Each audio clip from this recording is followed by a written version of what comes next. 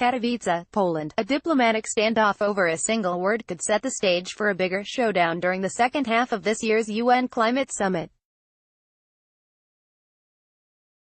Negotiators took time out Sunday to rest after the first week of talks ended on a sour note the previous night, when the United States sided with Russia, Saudi Arabia and Kuwait in blocking endorsement of a landmark study on global warming. "I think it was a key moment," said Alden Meyer of the Union of Concerned Scientists.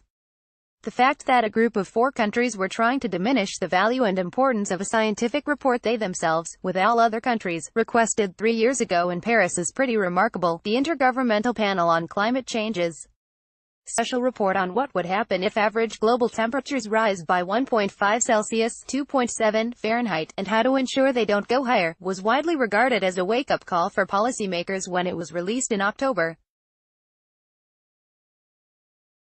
As diplomats wrapped up a week of technical talks Saturday, almost all 200 countries present in Katowice, Poland, had wanted to welcome the IPCC report, making it the benchmark for future action.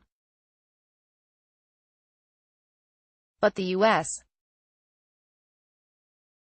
and 3 other delegations objected. The United States was willing to note the report and express appreciation to the scientists who developed it, but not to welcome it, as that would denote endorsement of the report, the U.S. State Department said in a statement. "As we have made clear in the IPCC and other bodies, the United States has not endorsed the findings of the report. Russia, Saudi Arabia and Kuwait also called for the study to be noted, but not welcomed." While none of the 4 oil-exporting countries spelled it out, their objection to the report likely included its suggestion that fossil fuel use needs to be phased out by 2050.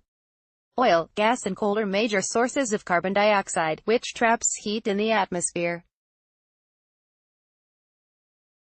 The 2015 Paris Agreement set a target of keeping global warming well below 2 degrees Celsius (3.6 Fahrenheit), ideally 1.5 C by the end of the century. A 1.5 C and a 2 C worlds are very different in terms of mean climate extremes, sea level rise, and climate-related risks, said one of the report's leading contributors, Valerie Masson-Delmotte.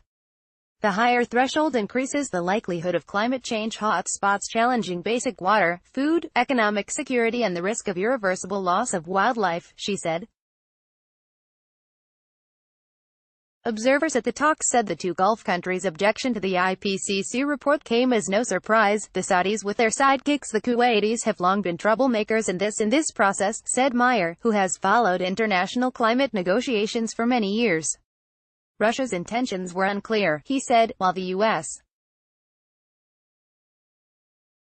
position appeared to be driven by what he called President Trump's cavalier attitude toward science in general and climate science in particular. "It's really an embarrassment for the world's leading scientific superpower to be in this position of having to disbelieve a report that was written by the world scientific community, including a large number of preeminent U.S.